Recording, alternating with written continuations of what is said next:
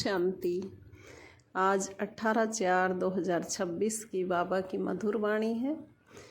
बाबा की वाणी में छुपे हुए गहरे राजों को समझते हैं। बाबा बोले, मीठे बच्चे, तुम बाप द्वारा सम्मुख पढ़ रहे हो। तुम्हें सतयुगी बादशाही का लायक बनने के लिए पावन जरूर बनना है।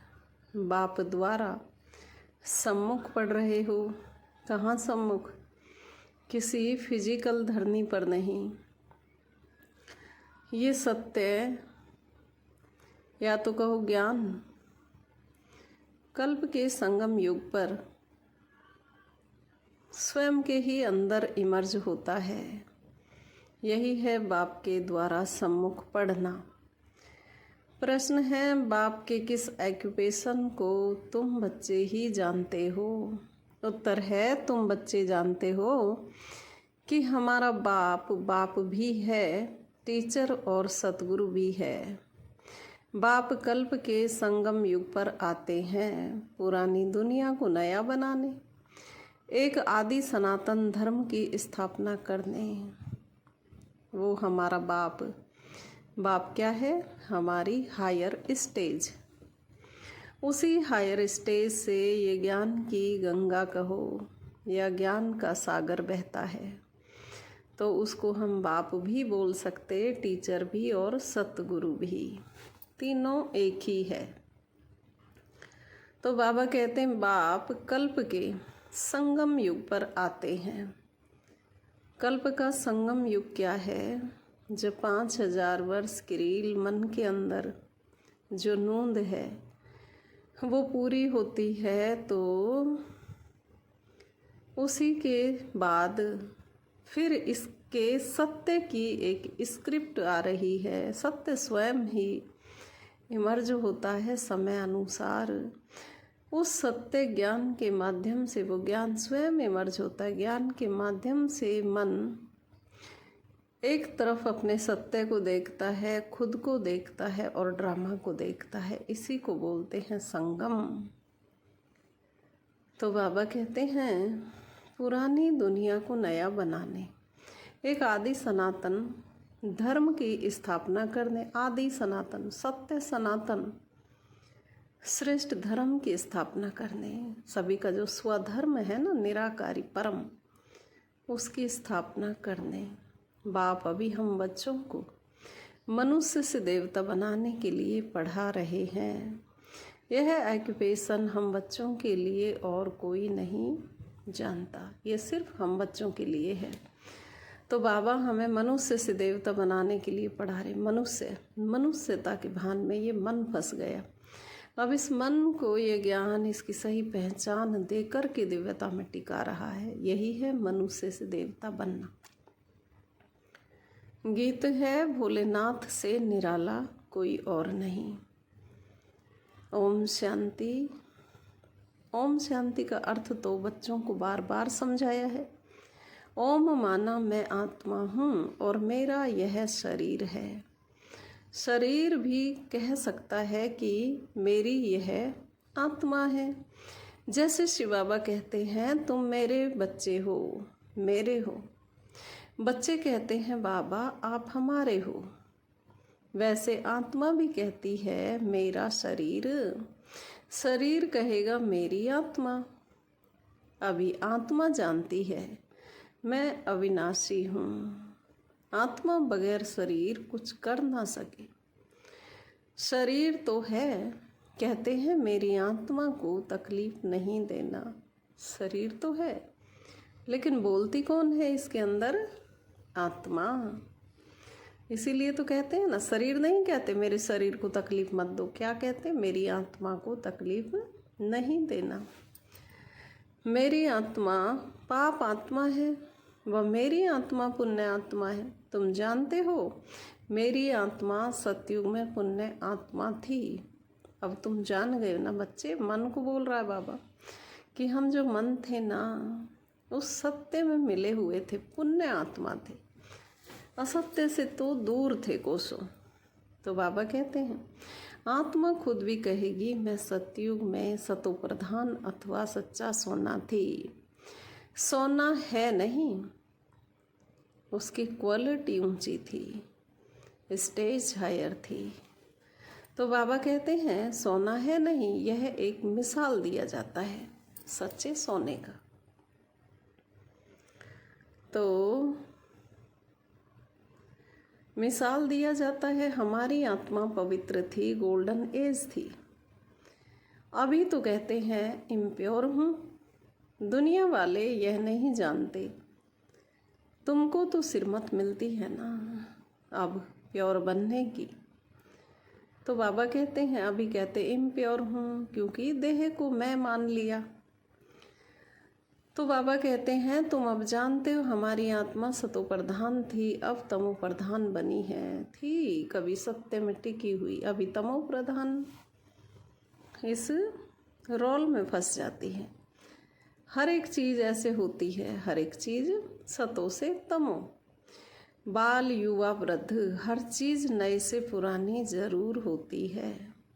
दुनिया भी पहले गोल्डन एजेड सतो प्रधान थी, फिर तमो प्रधान आयरन एजेड है। तब ही दुखी है असत्यता में फंस करके। सतो प्रधान माना सुधरी हुई, अपने सत्य स्वरूप में सत्य धर्म में टिके हुए मन, तो सुधरे हुए मन।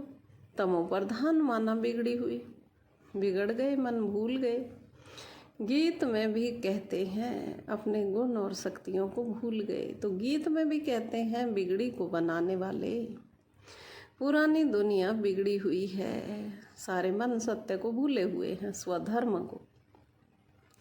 क्योंकि रावण राज्य है और सभी पतित हैं, अज्ञानता का राज्य चल रहा है। अभी ज्ञान नहीं है कि मैं देह नहीं हूँ, मैं आत्मा हूँ, ये ज्ञान नहीं है।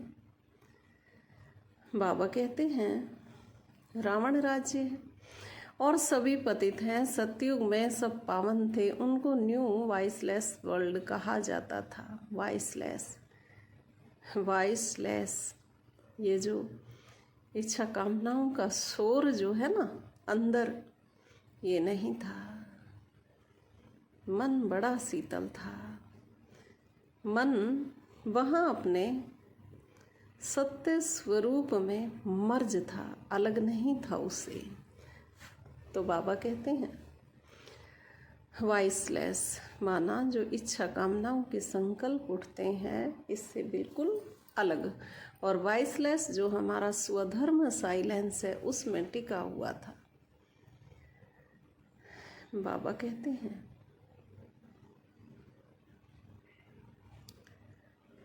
वाइसलेस वर्ल्ड कहा जाता है, यह है ओल्ड विशस वर्ल्ड।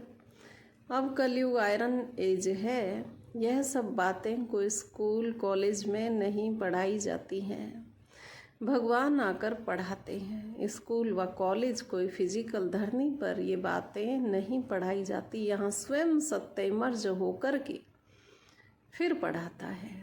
सारा ड्रामा का रहस्य इस मन को समझाता है और राजयोग सिखलाते हैं। राज जो गहरा राज गुप्त मेरा जो सत्य है ना, इस मन को उससे जोड़ देता है। योग, राजयोग। गीता में लिखा हुआ है भगवानुवाच श्रीमद् भगवत गीता।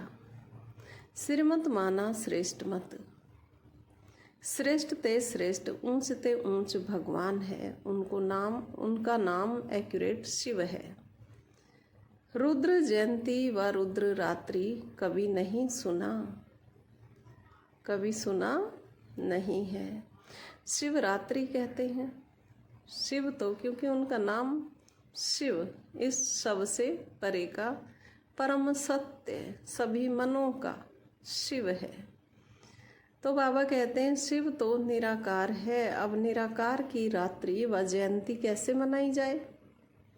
श्री कृष्ण की जयंती तो ठीक है, फलाने का बच्चा है, उनकी तिथि तारीख दिखाते हैं। शिव के लिए तो कोई जानते ही नहीं कि कब पैदा हुआ। वैसे तो श्री कृष्ण भी किसी फिजिकल बॉडी का नाम नहीं है। कृष्ण मन की कॉन्शियसनेस है, जो इस ज्ञान के माध्यम से ये मन अपने ही उस परम सत्य को देखता है। बॉडी से बिल्कुल अलग है ये कृष्ण। कृष्ण कोई वो बांसुरी वाला, वो देह रूपी कृष्ण नहीं है। कृष्ण मन की स्टेज है। तो बाबा कहते हैं यह तो जानना चाहिए ना, अब तुमको समझ मिली है कि श्री कृष्ण ने सतयुग आदि में कैसे जन्म लिया। सतयुग के आदि में कैसे जन्म लिया ये तुमको समझ मिली। तुम कौन? वो बच्चे जो ज्ञान की गुहेता में जाकर के इन छुपे हुए राजों को समझ गए, वो मन। तो तुमको समझ मिली है कि श्री कृष्ण ने सतयुग आदि में कैसे जन्म लिया। तो कृष्ण मन की स्टेज है। तुम कहेंगे उनको तो 5000 वर्ष हुए हैं। वह भी कहते हैं क्राइस्ट से 3000 वर्ष पहले भारत पैराडाइज था। इस्लामियों के आगे चंद्रवंशी, उनके आगे सूर्यवंशी थे। शास्त्रों में सतयुग को लाखों वर्ष दे दिए हैं। गीता है मुख्य। गीता से ही देवी देवता धर्म स्थापन हुआ है। ये जो ज्ञान है, देवी देवता धर्म, दिव्यता, स्वधर्म स्थापन हुआ है, वह सतयुग त्रेता तक चला। अर्थात गीता शास्त्र से आदि सनातन देवी देवता धर्म की स्थापना परम पिता परमात्मा ने की। फिर तो आधा कल्प न कोई शास्त्र हुआ न कोई धर्म स्थापक हुआ। जरूरत ही नहीं थी, क्योंकि मन अपने सत्य में रह कर के पार्ट प्ले कर रहे थे। तो ये तो किसी ज्ञान की, शास्त्र की अज्ञानता में ज़रूरत होती है ना। तो बाबा कहते हैं बाप ने आकर ब्राह्मणों को देवता क्षत्रिय बनाया। गोया बाप 3 धर्म स्थापन करते हैं। यह है लीप धर्म। इनकी आयु थोड़ी रहती है। जो ब्राह्मण धर्म है तो सर्वशास्त्रमय शिरोमणि गीता भगवान ने गाई है। ये मन तो अभी जो सूक्ष्मता में जाते हैं ना, ब्रह्मांड जिनके अंदर घूमता है वही है ब्राह्मण, छुपे हुए राजों को जानने वाले, पूरे संसार से वैरागी, देह की दुनिया से वैरागी, ये ब्राह्मण है। तो इनका जो बाबा कहे ये जो धर्म ब्राह्मण है, इनकी आयु थोड़ी रहती है। क्योंकि आयु इस मन की ऐसे तो बहुत लंबी रहती है, मन तो है ही अमर, लेकिन इस धर्म की आयु जब तक ये मन इस ज्ञान को पूरी तरह समझ नहीं लेता है ना, सूक्ष्म ज्ञान को, वैसे तो बहुत जल्दी समझ आ जाता है इस मन को ये सूक्ष्म ज्ञान। और तो जब ये मन पूरी रीति सृष्टि के चक्र को समझ लेता है तो साइलेंस में चला जाता है, शांति में बैठ जाता है। इसीलिए बाबा कहे इस धर्म की आयु थोड़ी है। इनकी आयु थोड़ी रहती है तो सर्वशास्त्रमय शिरोमणि गीता भगवान ने गाई है। बाप पुनर्जन्म में नहीं आते हैं, वो परम सत्य पुनर्जन्म में नहीं आता, मन आता है। तो बाबा कहते हैं जन्म है, परंतु बाप कहते हैं मैं गर्भ में नहीं आता हूँ। दिव्य अलौकिक जन्म है, अलौकिक, लौकिकता से परे का नहीं आता हूँ, मेरी पालना नहीं होती। सतयुग में भी जो बच्चे होते हैं वह गर्भ महल में रहते हैं। रावण राज्य में गर्भ जेल में आना पड़ता है। गर्भ महल क्या है? मन का सूक्ष्मता में चले जाना, एडवांस में चले जाना, यही है गर्भ महल। पाप जेल में भोगे जाते हैं, गर्भ में अंजाम करते हैं, तो गर्भ में अंजाम करते हैं, जेल में भोगे जाते हैं। अब ये क्या है? देवभान की जेल में फंसा हुआ है ना मन। तो ये जो देहभान है यही है एक प्रकार से पाप भोगने का गर्भ, है ना। तो वैसे भी कलयुग में तो उस गर्भ में भी अंजाम भोगते हैं, लेकिन ये जो अलौकिक गर्भ है ये मन का एडवांस में चले जाना है। हम पाप नहीं करेंगे, परंतु यह है ही पापात्माओं की दुनिया। बाहर निकलने से फिर पाप करने लग पड़ते हैं। वहाँ की वहाँ रही, यहाँ भी बहुत प्रतिज्ञा करते हैं, हम पाप नहीं करेंगे, एक दो पर काम कटारी नहीं चलाएंगे। कामनाएं, मेरा बच्चा ऐसे पढ़े लिखे, है ना, या ये मेरे लिए ऐसे करें, या इन्होंने ये किया वो किया, ये है संकल्पों की कटारी चलाना, क्योंकि यह विकार आदि मध्य अंत दुख देता है। सतयुग में विष है नहीं, तो मनुष्य आदि मध्य अंत 21 जन्म दुख भोगते नहीं, क्योंकि वहाँ अज्ञानता नहीं है। तो बाबा कहते हैं क्योंकि राम राज्य है, सब अपने स्वधर्म में टिके हुए हैं, उनकी स्थापना बाप फिर से कर रहे हैं।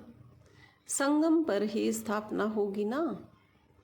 जो भी धर्म स्थापन करने आते हैं उनको कोई भी पाप नहीं करना है। पाप नहीं करना, देह में जाकर के ही तो सारे पाप होते हैं ना। तो देह भान जड़ है पाप करने का, तो इससे ही बिल्कुल अलग हो जाना है। तो बाबा कहते हैं आधा समय है पुण्य आत्मा, फिर आधा समय बाद पाप आत्मा बनते हैं। भूलने के कारण दिव्यता को देवान में आ जाते मोटे रूप में। तुम सतयुग त्रेता में पुण्य आत्मा रहते हो, फिर पाप आत्मा बनते हो। सतो प्रधान आत्मा जब ऊपर से आती है, उस हायर स्टेज से मन निकलता है, तो वह सजाएं खा नहीं सकती। क्राइस्ट की आत्मा धर्म स्थापन करने आई, उनको कोई सजा मिल ना सके। कहते हैं क्राइस्ट को क्रॉस पर चढ़ाया, परंतु उनकी आत्मा ने कोई विकर्म आदि किया ही नहीं। वह जिसके शरीर में प्रवेश करते हैं उनको दुख होता है। क्रॉस पर चढ़ाया, लेकिन उन्होंने तो कोई पाप नहीं किया ना। तो बाबा कहते हैं जिनमें प्रवेश करते हैं उनको दुख होता है। तो यह सब राज अभी बाप बैठ समझाते हैं। इस सहज राजयोग से ही स्थापना हुई थी। फिर भक्ति मार्ग में यही बातें गाई जाती हैं, यहाँ की बातें, संगम की गुप्त बातें। इस सहज राजयोग से जो हमारा ही राज है, निराकारी सत्य, उसके साथ मन कनेक्ट हो जाता है। यही है राजयोग। इससे सत्य की स्थापना हुई है, सत्य स्वधर्म की। फिर भक्ति मार्ग में यही बातें गाई जाती हैं। इस संगम पर जो कुछ होता है वह गाया जाता है। भक्ति मार्ग शुरू होता है तो फिर शिव बाबा की पूजा होती है। पहले पहले भक्ति कौन करता है? वही लक्ष्मी नारायण जब राज्य करते हैं तो पूज्य थे, फिर वाम मार्ग में आ जाते हैं तो फिर पूज्य से पुजारी बन जाते हैं। वही मन जो पूज्य था, अपने स्वधर्म में टिका हुआ था, वही फिर पुजारी बन जाते। विकारों में जाने के कारण, माना देवान में आने के कारण। बाप समझाते हैं तुम बच्चों को पहले पहले बुद्धि में आना चाहिए कि निराकार परमपिता परमात्मा इस द्वारा हमको पढ़ाते हैं। इस द्वारा, ब्रह्मा के द्वारा ज्ञान जो है ना, ज्ञान के माध्यम से हमें समझाते। ऐसी और कोई जगह सारे वर्ल्ड में हो ना सके जहाँ ऐसे समझाते हों। अंदर ही अंदर बाप ही आकर भारत को फिर से स्वर्ग का वर्षा देते हैं। भारत मन को बाबा फिर से स्वर्ग का वर्षा देते हैं। तो बाबा कहते हैं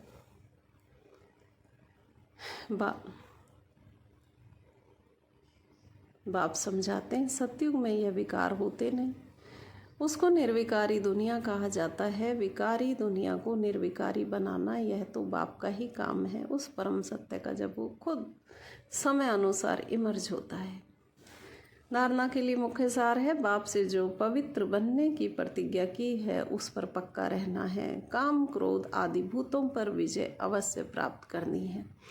बाप से जो पवित्र बनने की प्रतिज्ञा की है, रोल से बिल्कुल अलग होने की, अपने स्वधर्म में टिकने की पवित्रता की है, प्रतिज्ञा की है, यही है पवित्रता।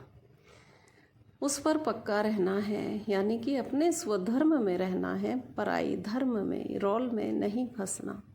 काम क्रोध आदि भूतों पर विजय अवश्य प्राप्त करनी है। तो जब स्वधर्म में रहेगा ना ये मन, अपने आप व्यर्थ विचारों पर, व्यर्थ बोल, इन सब पर विजय प्राप्त हो जाती है। दूसरी पॉइंट, चलते फिरते हर कार्य करते पढ़ाने वाले बाप को याद करना है, उस परम सत्य को। चलते फिरते रोल से कार्य कराते, लेकिन अपने सत्य में स्थित होकर के। अब नाटक पूरा हो रहा है, इसलिए इस अंतिम जन्म में पवित्र जरूर बनना है। कहाँ का अंदर जो रील नूंद है ना, वो नाटक अब पूरा हो रहा है। आज बाबा वरदान देते हैं, सर्व खजानों से भरपूर बन, अपने चेहरे द्वारा सेवा करने वाले सच्चे सेवाधारी भव। तो जो बच्चे सर्व खजानों से सदा संपन्न व भरपूर रहते हैं, उनके नैनों व मस्तक द्वारा ईश्वरीय नशा दिखाई देता है। जो बच्चे सर्व खजानों से सदा संपन्न व भरपूर रहते हैं, खजानों से संपन्न कैसे रहेंगे? अपने सत्य में टिक करके। तो उनके नैनों व मस्तक द्वारा ईश्वरीय नशा दिखाई देता है, बिल्कुल न्यारा। उनका चेहरा ही सेवा करता है, वो सदा खुश रहता है, खुश मौज में, अति इंद्रिय सुख में रहता है वो मन। तो उनका चेहरा ही सेवा करता है। जिसके पास जास्ती अथवा कम जमा होता है, तो वह भी उनके चेहरे से दिखाई देता है ना। जास्ती व कम तो चेहरे से दिखाई देगा। जैसे कोई ऊंच कुल का होता है, तो उनके चेहरे से वह झलक और फलक दिखाई देती है। ऐसे आपकी सूरत हर संकल्प, हर कर्म को स्पष्ट करे, तब कहेंगे सच्चे सेवाधारी, स्वयं के सेवाधारी, है ना। जो मन सत्य में स्थित होगा, तो उसके चेहरे पर वो चमक होगी, वो नशा होगा, रूहानियत होगी। स्लोगन है, समय और संकल्प के खजाने की बचत कर, जमा का खाता बढ़ाओ। समय और संकल्प के खजाने की बचत कर, जमा का खाता बढ़ाओ। कैसे होगी बचत? सत्य को समझकर। ये जो समय का चक्र है ना, इसी से बाहर निकल जाओ। और जब ये मन सत्य को समझकर समय इस चक्र से बाहर निकल जाता है, ये जो समय का चक्र जो है इससे बाहर निकल जाता है, तो सारे संकल्प थम जाते हैं। तो ऐसे बचत हो जाती है। जमा का खाता बढ़ाओ। क्या जमा करना है? अपने सत्य का अभ्यास बढ़ाओ, सत्य स्थिति का अभ्यास बढ़ाते चलो। यही है जमा का खाता बढ़ाना। ओम शांति।